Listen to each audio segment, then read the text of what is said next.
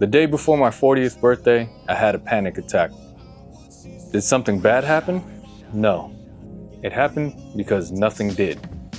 I could suddenly see 30 more years of my life doing work I didn't care about, scrolling when I was tired, numbing out instead of building anything that mattered. And the scariest part wasn't the fear. It was how familiar it felt.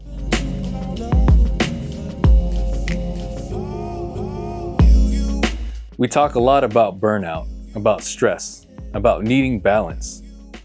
But nobody talks about the opposite problem. What happens when your routine gets too easy, too optimized, too comfortable? No resistance, no urgency, no pressure to grow. That panic attack wasn't my body breaking down. It was my body telling me the truth. It wasn't that my life was too easy. It was that I had learned how to survive it without ever asking if it was actually mine. At some point, I realized something uncomfortable. The dread from doing nothing meaningful was way worse than the dread of doing something hard. So I started paying attention to what actually made me feel alive. Not productive, not impressive, alive. Running before sunrise, just to feel my lungs burn a little. Answering my kids' questions, feeding their curiosity. Playing music through a tape player, dropping the needle on vinyl, hearing the imperfections. Watching the sun come up and not pulling the camera out. Seeing a pack of coyotes one morning, 5 of them, and choosing not to document it. I knew that moment was just for me. Because sometimes a memory is memorable, not because of a picture, but because you could tell the story over and over again. Somewhere along the way, we got convinced that friction is bad. That if something feels heavy or slow or emotionally demanding, then something must be wrong. But for me, the opposite turned out to be true.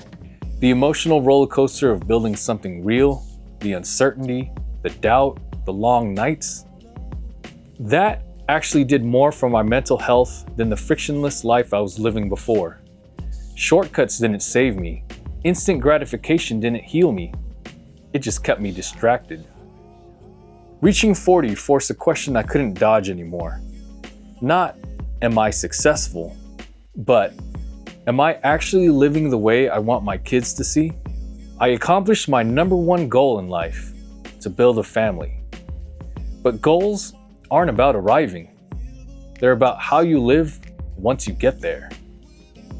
And still, it took me 2 more years after that panic attack to finally change something. That's another thing nobody tells you. Change isn't overnight. It's slow, it's frustrating. Sometimes you have to stumble your way into solutions. This season of my life isn't about unplugging for content.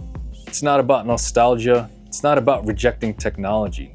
It's about choosing friction on purpose, choosing the work, choosing the discomfort, choosing the long road, instead of the easy one that leads nowhere. Because I've learned something important. The dread of meaningful work is better for me than the numbness of trying to avoid it. I don't think a good life is friction-free. I think a good life has the right kind of resistance. The kind that shapes you, that keeps you honest, and reminds you that you're still alive.